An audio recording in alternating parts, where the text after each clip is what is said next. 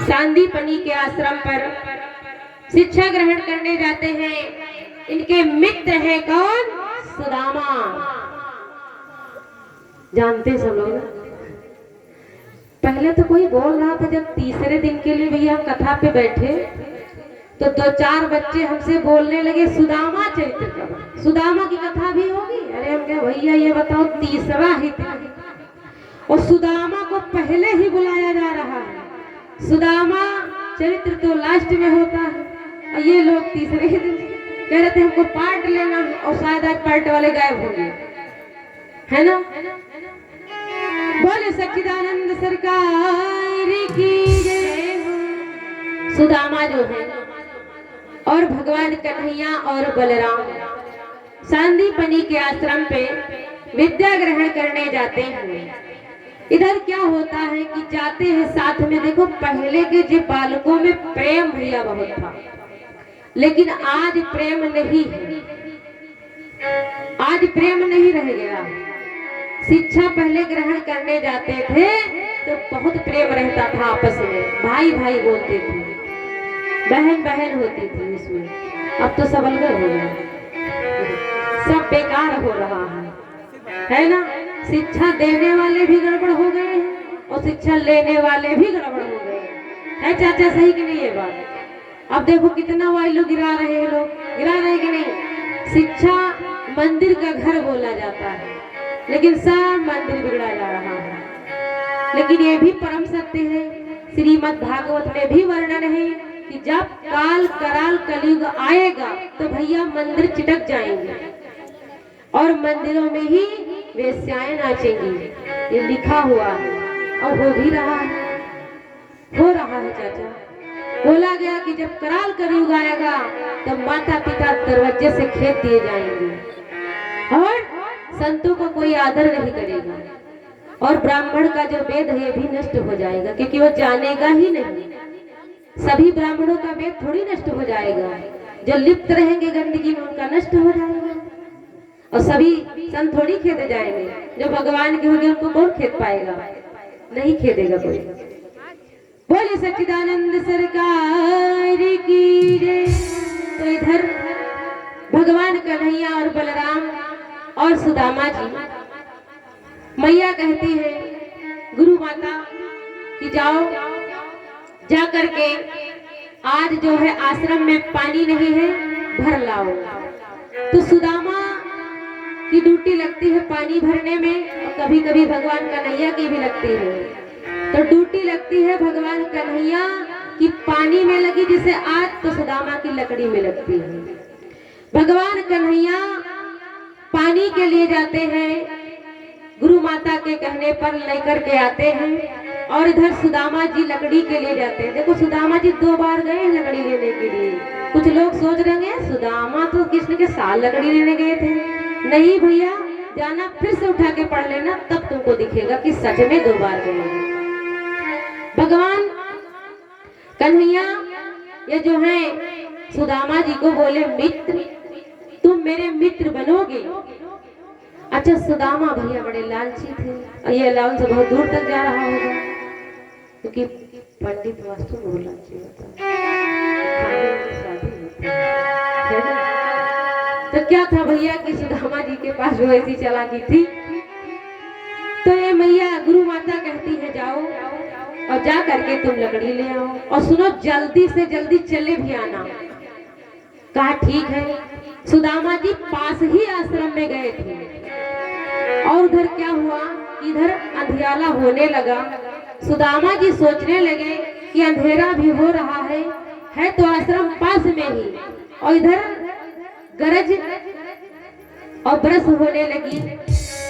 सुदामा जी सोचने लगे कि कहीं ऐसा ना हो कि जल गिरने लगे, और गिरने लगेगा तो मैं भीग भी जाऊंगा। इधर सुदामा जी के भैया पैर में कांटा गड़ गया, कांटा गड़ गया।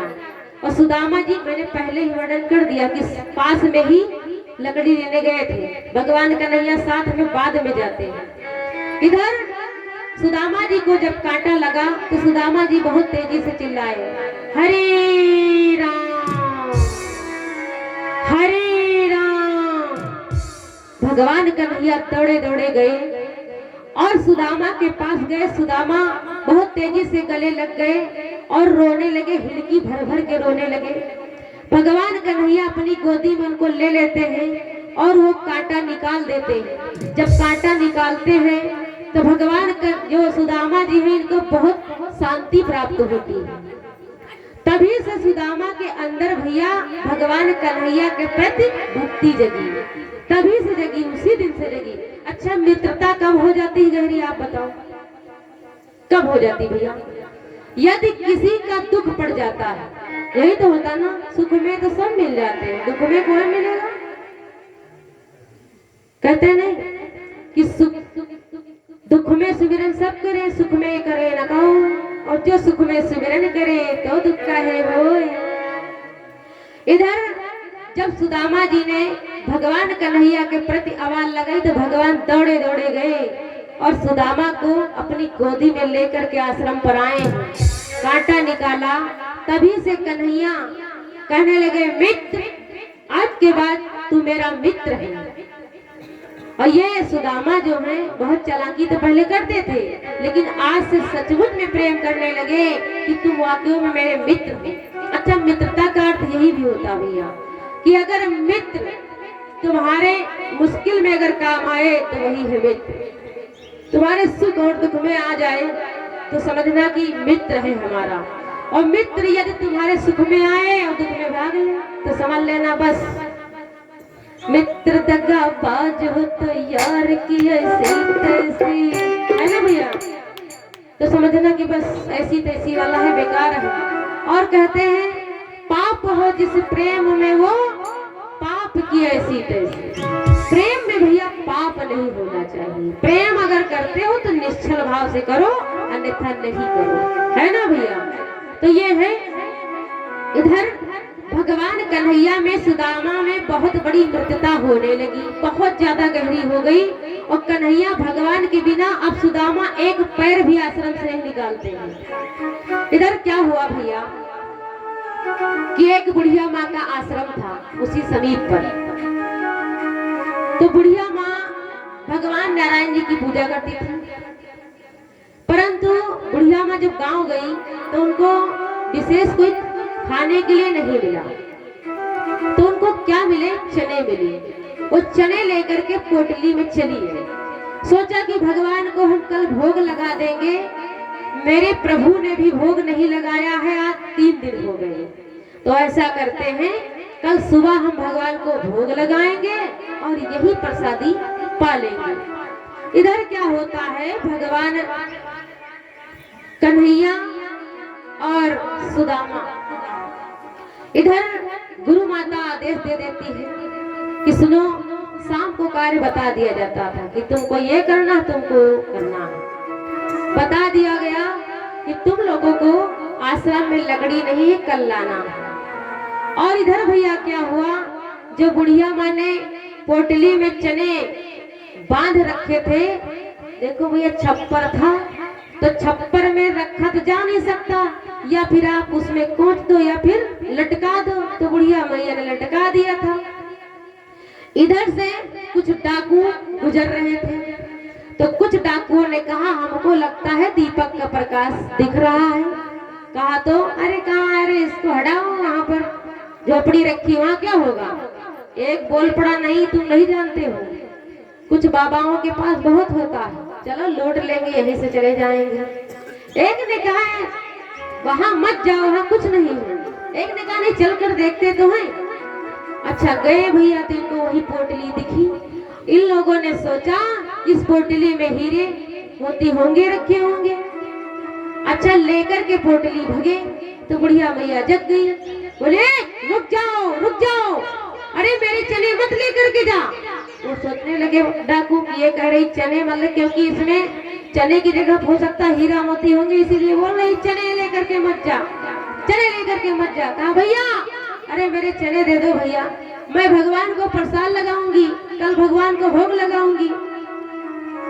जो पोटली को भैया नहीं दिया, भागते चले गए अंधेरे में।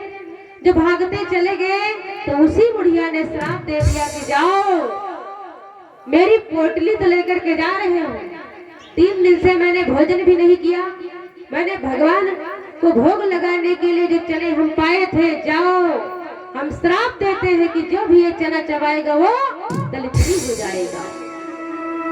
इधर आश्रम के समकक्ष में, इधर आश्रम से ही गुजर रहे थे, सांदीपनी के आश्रम से वही डगैत। तो उन लोगों ने देखा कि सचमुच में चने बहा दिए आश्रम के समीप में, और बहा दिए भैया। तो गुरु माता सुबह के पहर में झाड़ू लगा रही थी। मैया ने सोचा, जो गठरी को मिली पोटली, तो मैया ने सोचा शायद इसी आश्रम के किसी शिष्य की ये गठरी होगी, गिर गई होगी। तो क्या करती है मैया, सोचती है चलो हम दे देंगे। और इधर मैया ने बता दिया था कृष्ण और सुदामा को कि कल लकड़ी लाना है और लकड़ी आश्रम पर नहीं। पहले जब गुरुकुल में कोई शिक्षा ग्रहण करने जाता था भैया, तो गुरु देव को ये यहाँ से घर से कुछ नहीं जाता था, मांग कर लाना पड़ता था। और आश्रम की पूरी मतलब सुरक्षा करो, देख रेख करो। और आज भी वही है, कोई बदलाव बस हल्का हल्का। पहले शिक्षा ग्रहण करने जाते थे तो माता पिता को छोड़ के जाते हैं भैया, आज भी तो जाते हैं वैसे। अच्छा, कुछ बालक ऐसे जाते हैं तो वहां पर रहते नहीं। कोई बोलता हम बाराबंकी में रह रहे पढ़ रहे हैं, कोई बोलता हम लखनऊ में पढ़ रहे हैं, पढ़ते नहीं। बात वही है। और उस समय में जब ये द्वापर युग था, तो उस वक्त का ये नियम था कि जब कोई शिक्षा ग्रहण, जैसे आप युवा हो गए, आपकी शिक्षा पूर्ण हुई, आपकी इच्छा है घर बसाओ, आपकी इच्छा वैराग्य ले लो, ऐसा होता था। आज जितना फाउंडेशन चल चुका है इतना थोड़ी था पहले हमको लगता बड़ी अच्छी सुविधा रही होगी, भक्ति में डिस्टर्ब तो नहीं रहा होगा। इधर क्या होता है कि मैया वो पोटली पा जाती है गुरु माता, और जब गुरु माता पोटली पा जाती है तो सोचती है इसी आश्रम से किसी शिष्य की होगी, मैं दे दूंगी। तो मैया से कहते हैं कृष्ण और सुदामा कि मैया मैं लकड़ी लेने के लिए जा रहा हूँ। मैया ने कहा कन्हैया तू ऐसा कर, ये चने ले ले और जाओ, तुम दोनों इन चनों को खा लेना। और सुनो, आज जो है बादल भी दिख रहा है, जल्दी वापस चले आना। वो भैया जो बोलते हैं सावन भादो का माह, उस वक्त पानी कब बने कब गिरे कोई खबर नहीं रहती, वही समय था। इधर भगवान कन्हैया और सुदामा दोनों साथ में चल दिए लकड़ी लेने के लिए। और भैया सुदामा ब्रह्म ज्ञानी थे। सुदामा से भगवान कन्हैया ने कहा ऐसा है सुदामा, तुम ये चने ले लो, अपनी पोटली में बांध लो, हमको दे देना, हम दोनों वहीं पे खाएंगे। सुदामा ने कहा ठीक है। और भगवान कन्हैया लकड़ी तोड़ने लगे, गए जब वन को और लकड़ी तोड़ने लगे, और लकड़ी इकट्ठा होने लगी। और धीरे धीरे क्या हुआ भैया कि बादल गरजने लगा। जब बादल गरजने लगा, पानी भी बरसने लगा। तो इधर सुदामा जी जो है वो चने लिए हाथ में और शुरू चबाने, तो कटकटाहट की आवाज आई। भगवान कन्हैया ने कहा सुदामा कुछ खा रहे हो क्या?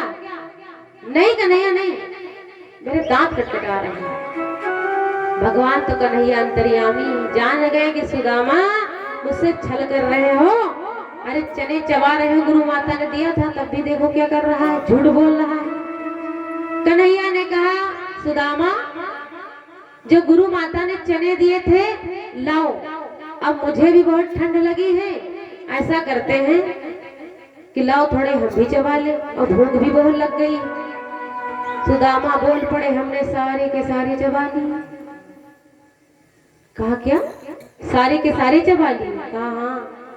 और पहले ये बताए चबा लिए, दूसरी बार ये बताए इतना तेजी से पानी गिरा कन्हैया, इतना तेजी से गिरा कि जिस पोटली में मैंने बांध रखा था ना, पोटली खुल के सब बह गए। सुनो, ब्रह्म ज्ञानी थे कौन? सुदामा। अपने मित्र के लिए देखो क्या कर गए। सुदामा ब्रह्म ज्ञानी थे, उन्होंने जान लिया था कि ये श्रापित चने हैं, और ये भगवान कन्हैया अगर खा गए तो ये दलिद्री हो जाएंगे, और अगर ये दलिद्री हो गए तो संसार दलिद्री हो जाएगा। इसलिए सुदामा ने चने ग्रहण कर ले कि मैं दरिद्री हो जाता हूँ तो कोई बात नहीं, लेकिन मेरे मित्र पर कोई आंच नहीं आने पाए। इस कारण से सुदामा ने भैया वो चने ग्रहण किए। इधर क्या होता है, धीरे धीरे करके भगवान कन्हैया और सुदामा शिक्षा ग्रहण करके अलग हो जाते हैं।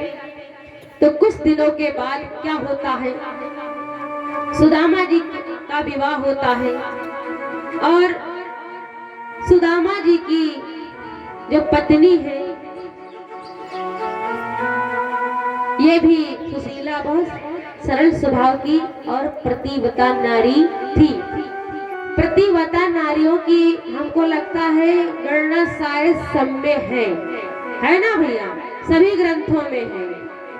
इधर सुशीला जो है इसमें क्यों लगा देते भैया? हाँ चलो महाराज तुम चलो, अलग रख दिया करो भैया, इसमें तेल समापन में हो। बोले सांवरिया सरकार की जय।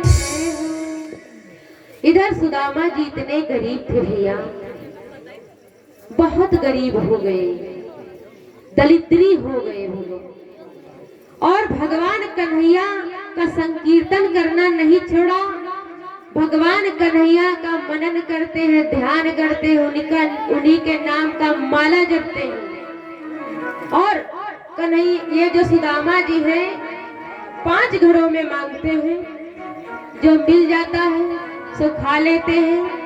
कभी चावल मिला तो दाल नहीं, और दाल मिली तो आटा नहीं। इसी प्रकार से वो गुजारा करते, लेकिन शिकायत भगवान से कभी नहीं की कि प्रभु आपने हमको कुछ दिया नहीं। इधर क्या होता है, मैया रुक्मिणी बैठी है, कहा प्रभु, और भगवान को ये 16 प्रकार का व्यंजन लेकर के आती है। कौन? माँ रुक्मिणी लेकर के आती है कि प्रभु भोजन ग्रहण कीजिए। तो इधर जो सुदामा जी थे गांव में मांगने के लिए तो गए, लेकिन सुदामा जी को आज कुछ नहीं मिला। जब कुछ नहीं मिला सुदामा जी चले आए, और इधर घर पे बच्चे भी सुदामा जी के थे कि एक कपड़ा मिलता तो उसी में भैया अगर फट जाता तो उसको सिल सिल के पहनते रहते, और छप्पर पे छप्पर और बिस्तर पे बिस्तर। ये बिस्तर नहीं जो लगाया जाता है आजकल कि डाल दिया आप गद्दा उसके चद्दर डाल दी, ऐसे बिस्तर नहीं भैया।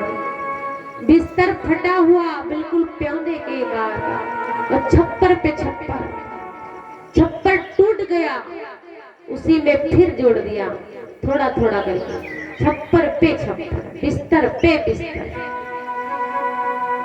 ये जो सुदामा जी हैं और इनकी पत्नी जो सुशीला है भैया, इसका नाम भी सुशीला है और काम भी सुशीलता का है। इतना दुख इतना कष्ट आया, लेकिन ये भी नहीं कहती है कि स्वामी ये बताओ कि हमारे घर में है नहीं, हम लोग कैसे जिएंगे।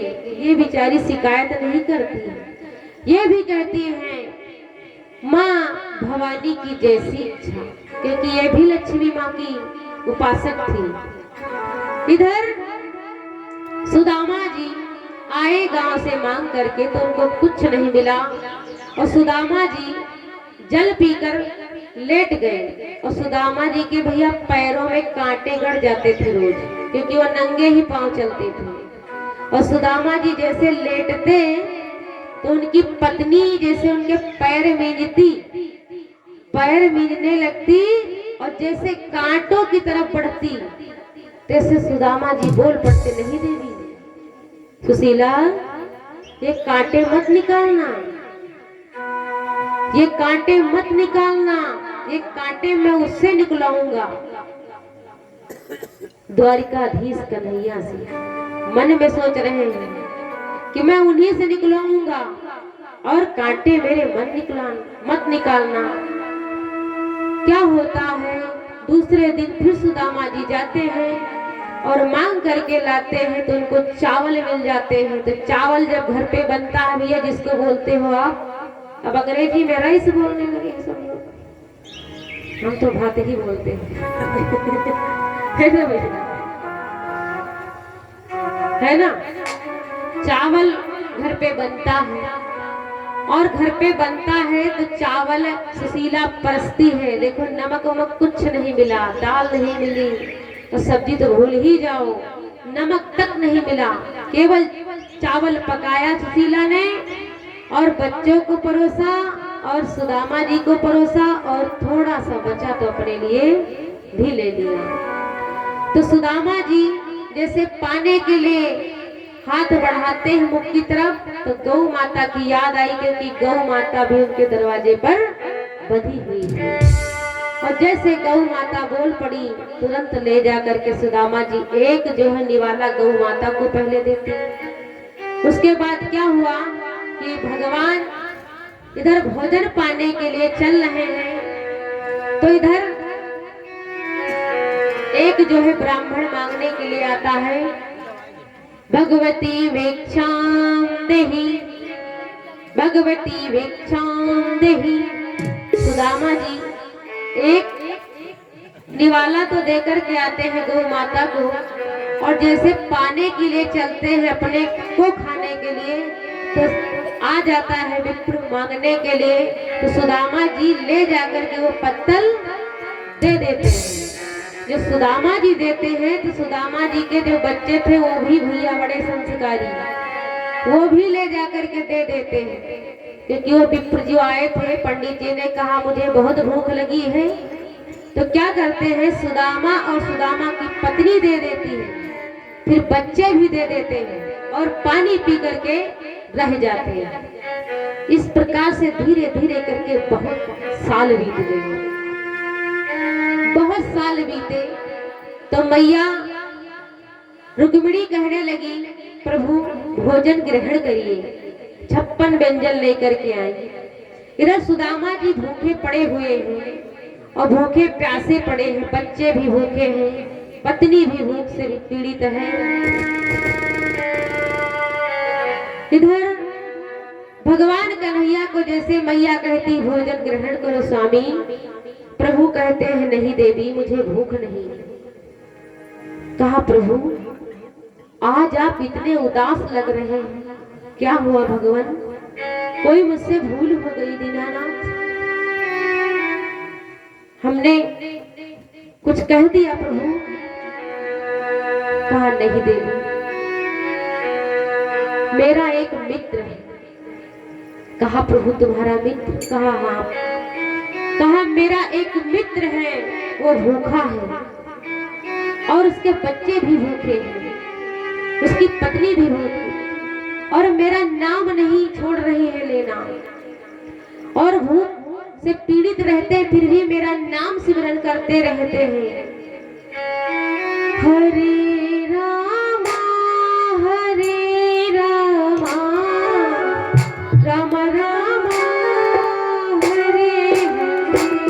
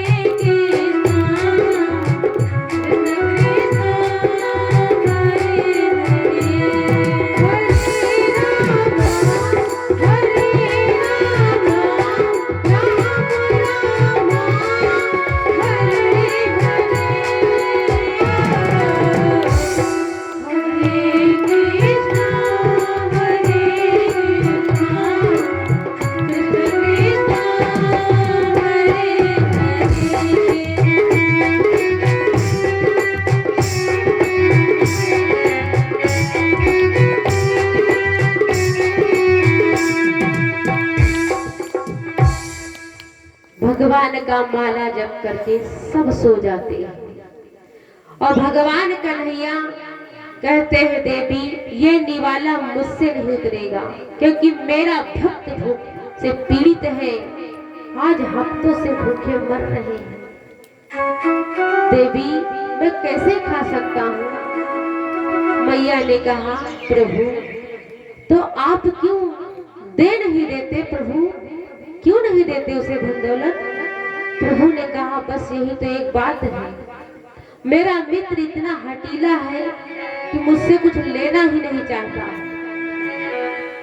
भगवान कहते हैं कि वो इतना हठीला है कि मुझसे कभी नहीं मांगता और न कभी शिकायत ही करता है कि मुझे आपने कुछ नहीं दिया। इधर क्या होता है, भगवान कहने लगे अब वो मेरा मित्र नहीं आएगा, मैं खुद ही जाऊंगा तभी वो आएगा। भगवान कन्हैया जाते हैं, एक संत का वेश रख करके जाते हैं और भिक्षा मांगने लगते हैं सुदामा जी के यहाँ। भगवती भिक्षाम देहि, भगवती भिक्षाम देहि। और जैसे आवाज लगी कि भगवती भिक्षाम देहि, सुशीला के हृदय में बड़ी जोर से धक्का लगा। इसलिए धक्का लगा कि मेरे घर में तो कुछ नहीं है, मैं क्या दे दूं? तो फिर से आवाज लगाई भगवती भिक्षाम देहि। आवाज आई कि मेरे घर में सूतक है, मैं भिक्षा नहीं दे सकती। तो पिपरोरे जो ब्राह्मण गए हुए हैं अर्थात संत वेश में जो गए हैं, तो कहा देवी तुम्हारे घर में सूतक जन्म का है या मृत्यु का? तो बोले नहीं, मेरे घर में जन्म का सूतक है। कहा किसका जन्म हुआ है, लड़का का या लड़की का? कहा नहीं, मेरे घर में दरिद्रता का जन्म हुआ है। कहा जिस दिन से मैं इस घर में आई उस दिन से वो दरिद्रता का जन्म हो गया। तो इधर संत महात्मा ने कहा सुदामा के घर में दरिद्रता नहीं हो सकती, सुदामा दरिद्री नहीं हो सकता। कहा जिसके मित्र द्वारिकाधीश कन्हैया हो वो दरिद्री कैसे हो सकता है? सुशीला ने कहा क्या कहा? कहा हाँ देवी, तुम्हें कभी सुदामा ने बताया नहीं कि द्वारिकाधीश कन्हैया उसके मित्र हैं, और तुम क्यों नहीं भेज देती भगवान कन्हैया के पास? भगवान कन्हैया इतना कह करके संत भेष में आए थे और चले गए। और इधर सुदामा जी जब आए तो गांव में कुछ नहीं मिला, फिर नहीं मिला, चले आए। वो 5 ही घर मांगते थे, 6वां नहीं मांगते थे। सुदामा जी जब घर को आए, क्या होता है, सुदामा जी के बच्चे कहते हैं माँ माँ मुझे बहुत भूख लगी है, कुछ दे दो। मैया क्या करती है, कहती है बेटा नमक चाट लो। और नमक चाटने से और प्यास लगती है, भक्तों प्यास लगती है तो बच्चे पानी पीते हैं। सुदामा जी भगवान का संकीर्तन करते रहते हैं और अपने चारपाई पे, चारपाई क्या थी, नाम मात्र की चारपाई थी भैया। जिस चारपाई में 2-4 रस्सी लगाई जाए, छोटी बड़ी बस टूटी फूटी, तो चारपाई किस काम की, मानो झुलुआ पड़ा होगा। उसी पे सुदामा जी का आसन रहता था। इधर सुदामा जी भगवान का संकीर्तन करते करते सो गए और सुबह हुई तो सुदामा जी फिर चले गए। और सुदामा जी चले गए और संध्या वेला में आते हैं जब सुदामा जी, तो सुदामा जी से सुशीला आती है।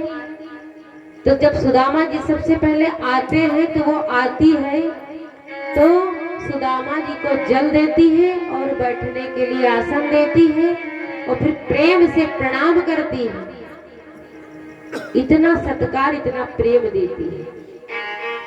और आज की माताएं, अगर आप गुड़गुड़ गुड़गुड़ करके उतरे, जो गाड़ी चली है ना आज के लिए, पापा आ रहे, चल चल चल चल नहीं कहे पड़ोसी से उतरा रहे, चल यही तो करते सब लोग। आज की माताएं रहे देखा है, इतना चिल्लाएंगे कि सब बेकार कर रहे, चल और बच्चे के बिगाड़ रहे, चलो चलो पापा आ रहे हैं। और जब आ गए पापा अंदर तो बताए सब्जी लाए, कहाँ खड़ा है, किधर लाए, हम भूल गए। अरे रोज तो भूल जाते हैं। देखो अगर भोजन ग्रहण करने बैठे तो त्यास का प्रपंच, इतना प्रपंच दे देते कि जितना निवाला डाला गया है उतना ही उनके दिमाग में कचरा भी डाल दिया गया है। वो ये कह रहे थे, वो कह रहे थे, उन्होंने ये लिया, उन्होंने वो लिया, यही तो कहते रहे। अब जब खाते खाते वहां से खा भी गए तो जब सो गए तो सुबह फिर वही बेचारे अपने भेजने चले गए। फिर शाम को आए, लाए नहीं लाए, लेकिन सुशीला ऐसा नहीं करती थी। सुशीला ने क्या किया, कहा स्वामी, बहुत प्रेम भाव से देर में पूछती, कहा स्वामी मैं कुछ कहना चाहती हूँ। कहा कहो सुशीला, क्या कहना चाहती है। सुशीला मैया ने कहा स्वामी, आपने हमसे बताया नहीं कि आपके मित्र द्वारिकाधीश कन्हैया हैं। कहा देवी, ये तुमसे किसने कह दिया। कहा आज एक महात्मा जी आए थे, उन्होंने कहा कि तुम्हारे मित्र द्वारिकाधीश कन्हैया हैं। कहा हाँ देवी, मेरे मित्र कन्हैया हैं। और यहाँ की फैशन आज के सामाजिक में देखते हैं, अगर किसी की बैठक हो गई किससे किसी मंत्री से, बहुत ऊंचे बैठक है, डिप्टी कलेक्टर है, जान लिए तो उड़वा देंगे तुमको ढाएं। लेकिन सुदामा जी के बताओ साक्षात भगवान मित्र थे। और सुदामा जी ने मन में भी नहीं विचार किया कि इतने बड़े मेरे मित्र हैं, ये नहीं है कि पुरानी है, भगवान जाने। बोलो सच्चिदानंद सरकार की जय, गुरुदेव भगवान की जय। सुदामा जी कहने लगे हाँ देवी, मेरी मित्रता भगवान द्वारिकाधीश कन्हैया से है। तो कहा प्रभु, बहुत सुशीला गुणवंती और सतवंती नारी है भैया। कहा स्वामी, मैं चाहती हूँ कि आप चले जाओ द्वारिकाधीश कन्हैया के पास, और इसलिए आपको नहीं भेज रही हूँ कि आप कुछ मांगने जाओ। आप ऐसा करो, इन बालकों का दुख अब मुझसे नहीं देखा जाता। ये बच्चे मेरे तड़प तड़प के भूख भूख से रोज चिल्लाते हैं कि मुझे भूख लगी। स्वामी, आप मेरे लिए नहीं, अपने लिए भी नहीं, इन बच्चों के लिए चले जाओ। सुदामा जी से कहा, सुशीला ने प्रभु बता दिया था जब सुदामा ने कि ऐसा ऐसा हुआ मेरे साथ। सुशीला ने कहा स्वामी, आप जाओ प्रभु से क्षमा मांग लो। जब क्षमा मांग लोगे तो सारा कुछ अच्छा हो जाएगा। इधर भगवान कन्हैया देख रहे हैं कि अब सुदामा के मन में इच्छा उत्पन्न कर दी जाए और सुदामा जी आ जाए। भगवान कन्हैया की दया से और मां रुक्मिणी की कृपा से इन दोनों की इच्छा हुई, तभी सुदामा के अंदर मन बना। सुदामा जी से ज्यादा सुशीला ने कहा, तो सुदामा जी ने कहा ठीक है, मैं कल जाऊंगा, लेकिन मित्र के यहाँ जाऊं तो क्या खाली हाथ जाऊं, कुछ है ले जाने के लिए। कहा स्वामी, आप चिंता न करिए, मैं जाकर के अभी 2-4 घरों से कुछ मांग लाऊंगी, वो लेते जाना। कहा ठीक है देवी। ये जो सुशीला है भैया 3 घरों में गई और चावल ले आई, एक एक मुट्ठी चावल लेकर के आई, क्योंकि थोड़ा थोड़ा सब लोग देते थे। अच्छा, रोज बेचारे मांगते थे तो लोग और नाराज हो जाते थे, नहीं देते थे। तो इधर सुशीला 3 मुट्ठी चावल लाई और ला करके सुदामा को पोटली में दे दिया। कहा स्वामी ये लो। और सुदामा जी चल देते हैं भगवान कन्हैया से मिलने के लिए द्वारिका, और कहते हैं प्रभु हम तो आ रहे हैं, लेकिन अब ये परिवार तुम्हारे हवाले है, भगवान रक्षा करना। सुदामा जी चलते हैं, धीरे धीरे धीरे करके नदी के समीप पहुंचते हैं।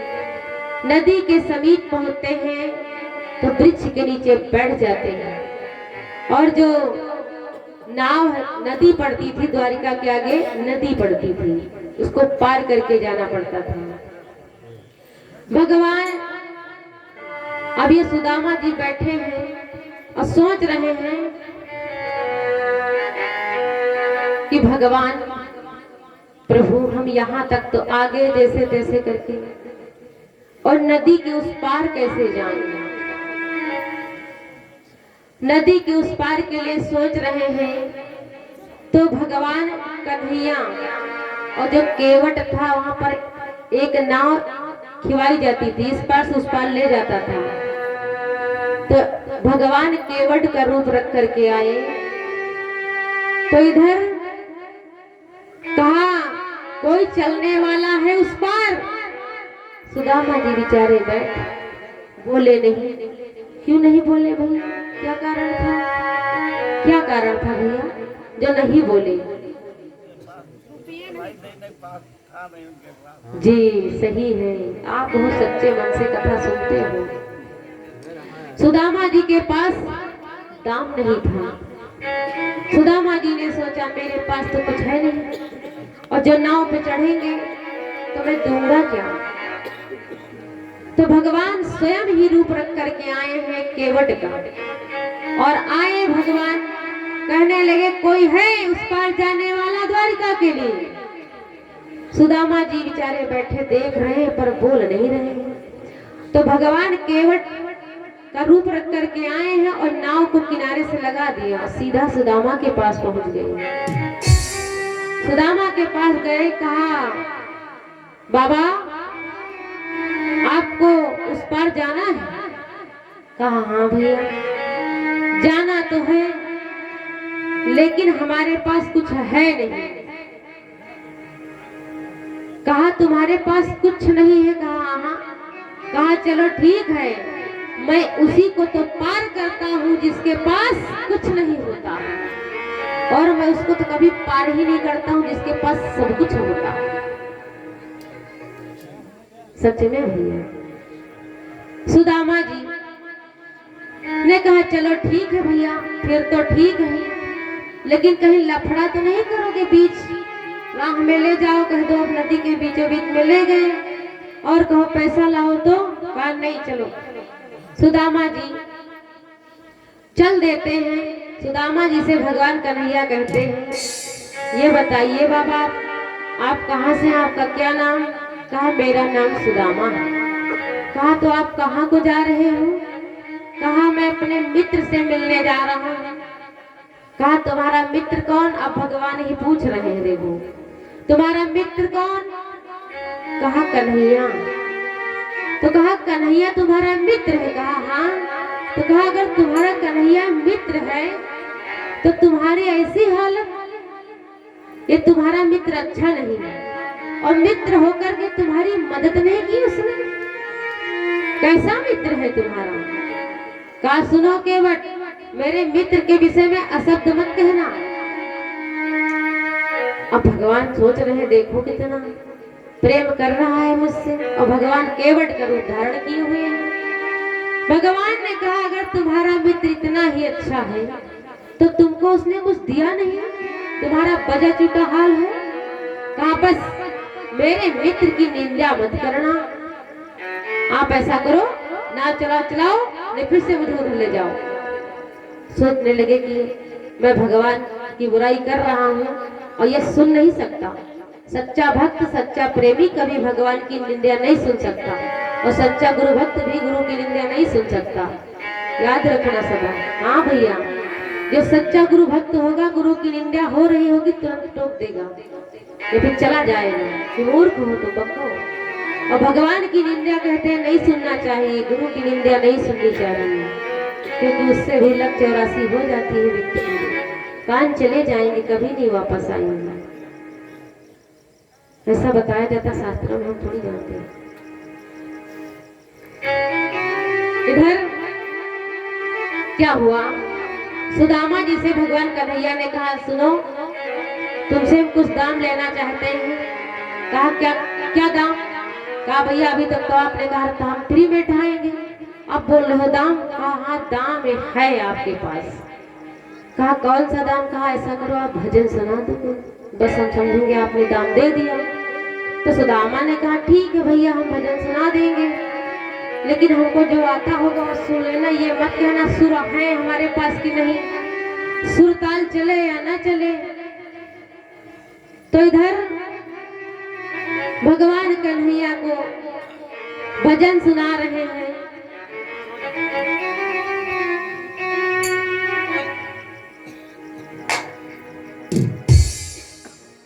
लगन तुमसे लगा बैठे, जो होगा देखा जाएगा। लगन तुमसे लगा बैठे, जो होगा देखा जाएगा। तुम्हें अपना बना बैठे, जो होगा देखा जाएगा।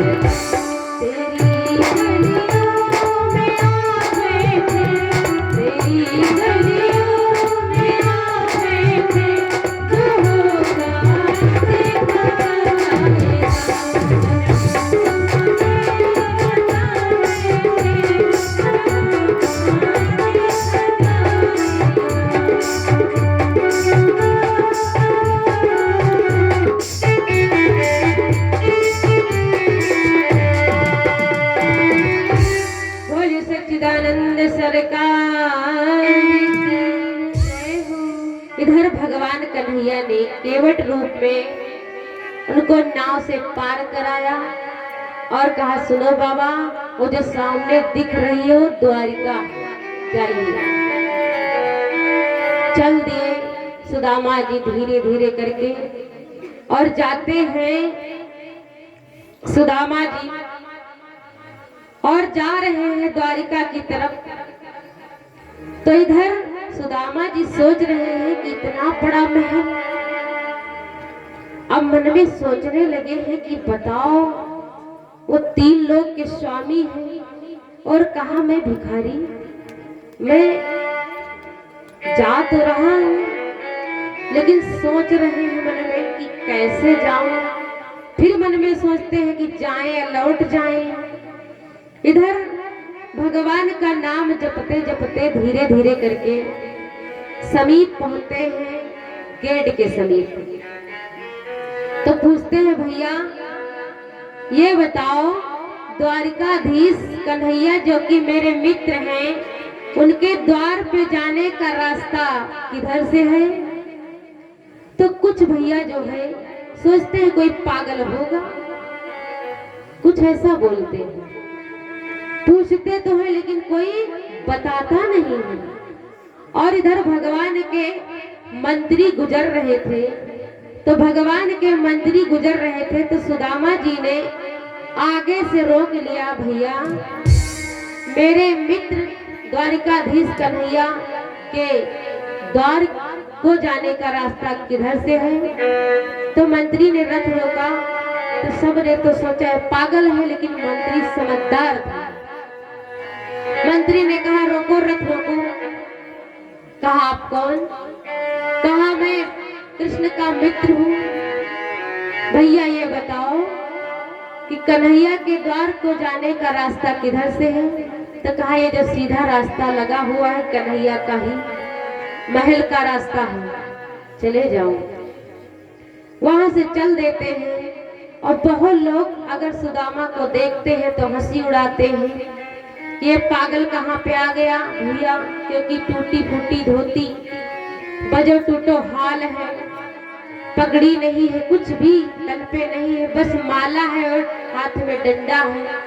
सुदामा जी यही कह रहे, श्री कृष्ण श्री कृष्ण श्री कृष्ण श्री कृष्ण श्री कृष्ण श्री कृष्ण, यही करते हुए जा रहे हैं।